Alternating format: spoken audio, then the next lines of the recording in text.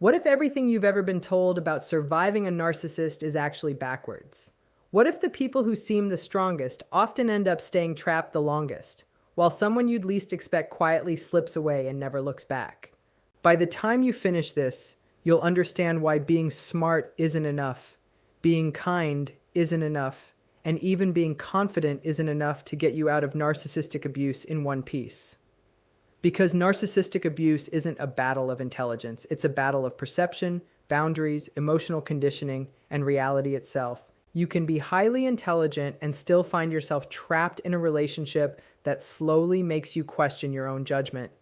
You can be deeply compassionate and still end up making excuses for behavior you would never tolerate from anyone else. You can be confident in your career, your abilities, and your independence, yet somehow become uncertain when you're standing in front of the person who has learned exactly which emotional buttons to press.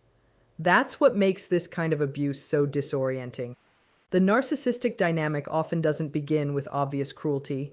It can begin with attention, admiration, intense connection, and the feeling that you've finally met someone who understands you. By the time the manipulation becomes easier to recognize, you've already formed an emotional attachment. Your mind isn't simply evaluating someone's behavior anymore. It's trying to reconcile the person you believed they were with the person they're revealing themselves to be. And that creates an internal conflict. You remember the tenderness, so you question the cruelty.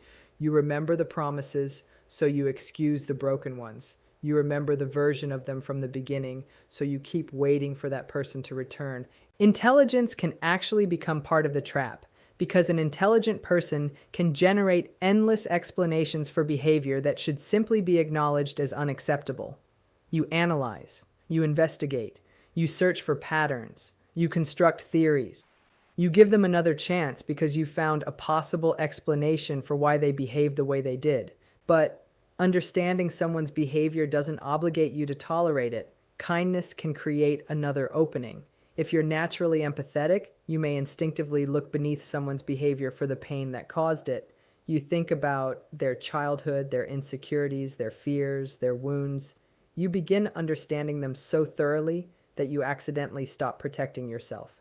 You become fluent in their pain while becoming disconnected from your own. And confidence can fail for a completely different reason.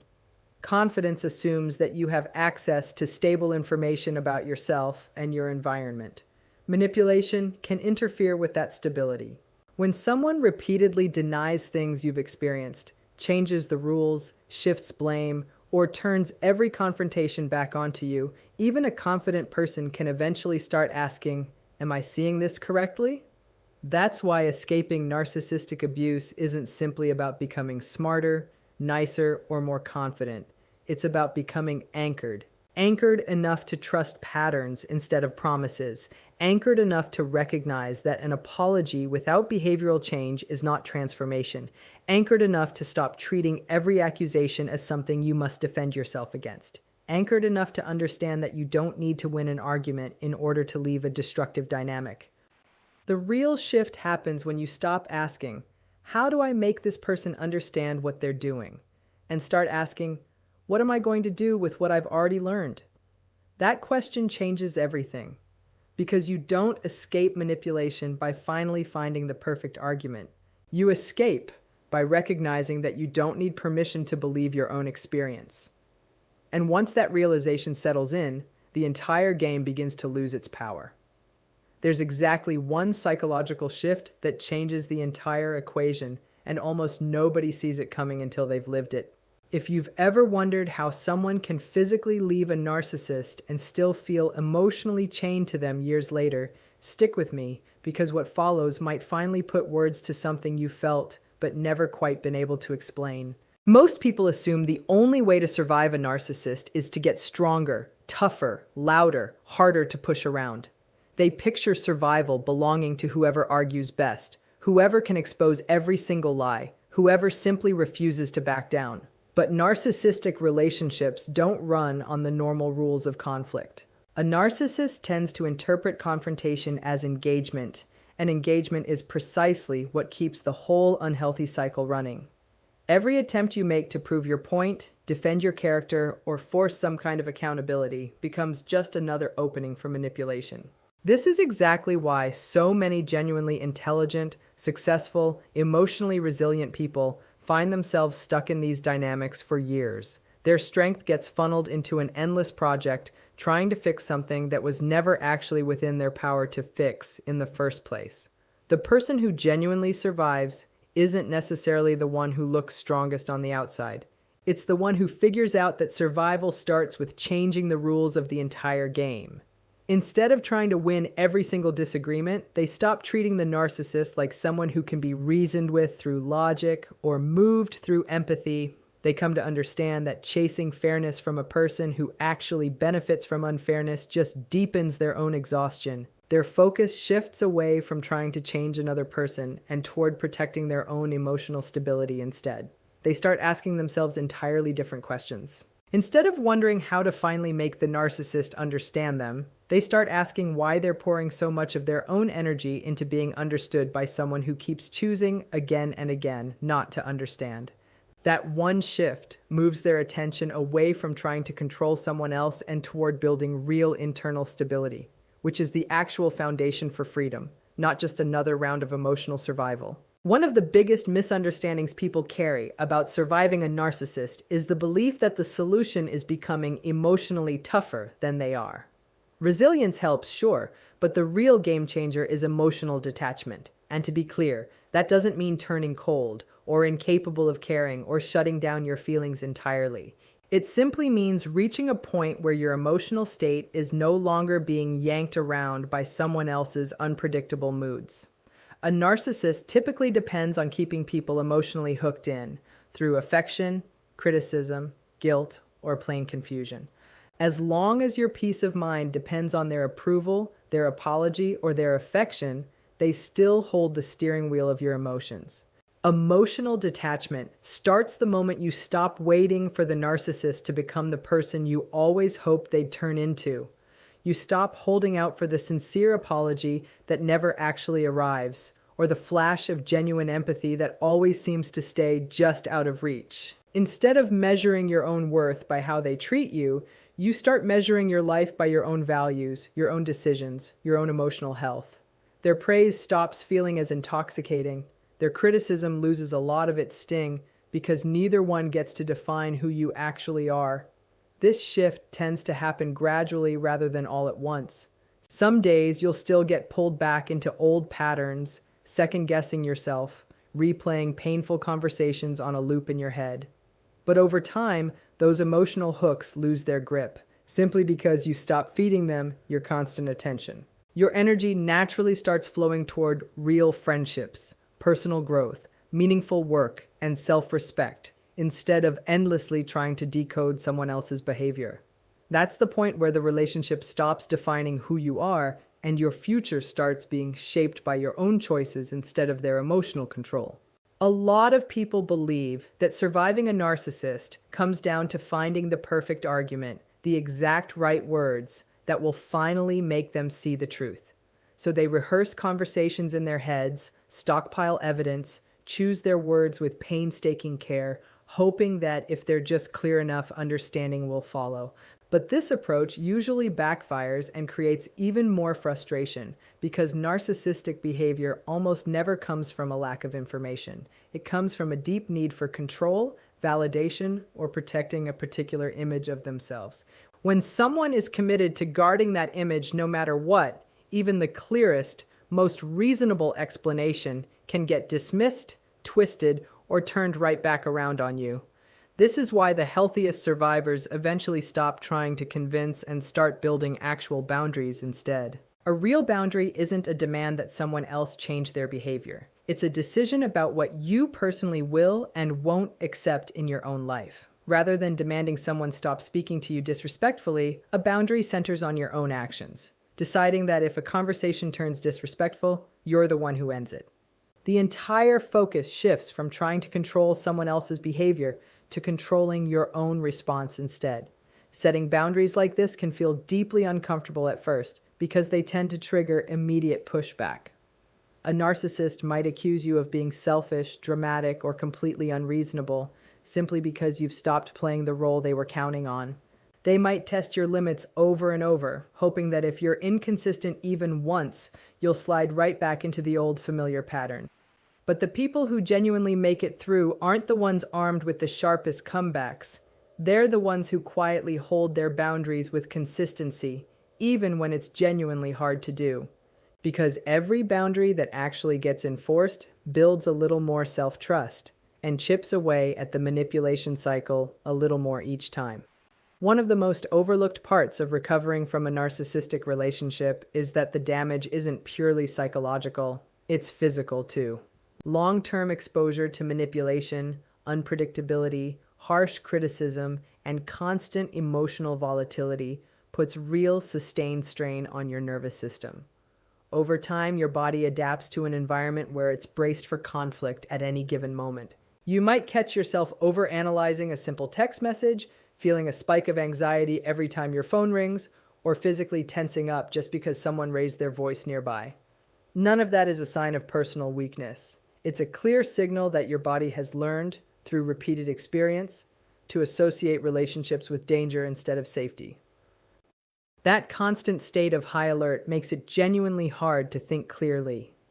When your nervous system is locked into survival mode, your mind naturally becomes preoccupied with heading off the next emotional injury before it happens. You might second-guess decisions constantly, struggle to concentrate on ordinary daily tasks, or feel completely drained even after a full night's sleep. A lot of survivors mistakenly interpret this as losing their confidence or becoming somehow less capable, when really their brain has just been running on prolonged stress for far too long. Healing starts when your body gets to repeatedly experience real safety instead of ongoing chaos. Consistent routines, supportive relationships, enough rest, physical movement, and genuine moments of calm all gradually teach your nervous system that not every interaction is secretly a threat.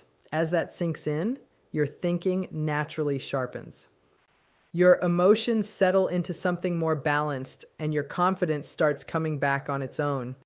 Instead of reacting automatically to every perceived danger, you regain the ability to pause, actually assess a situation, and choose a response that reflects your real values instead of the fear that manipulation trained into your everyday life.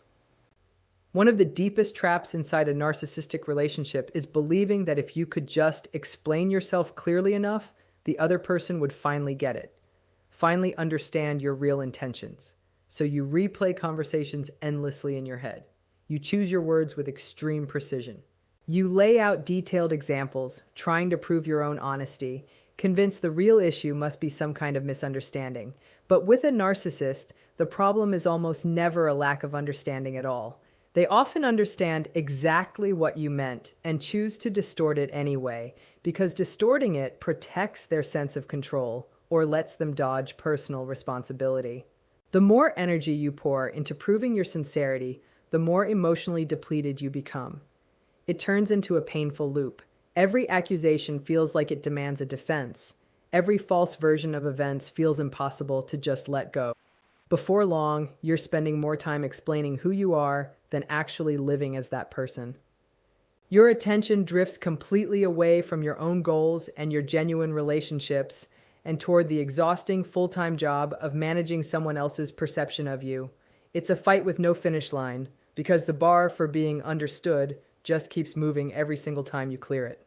The people who eventually get free realize that being misunderstood by someone who's actually committed to misunderstanding them isn't a personal failure on their part. They stop measuring their own worth by whether the narcissist agrees with their version of events.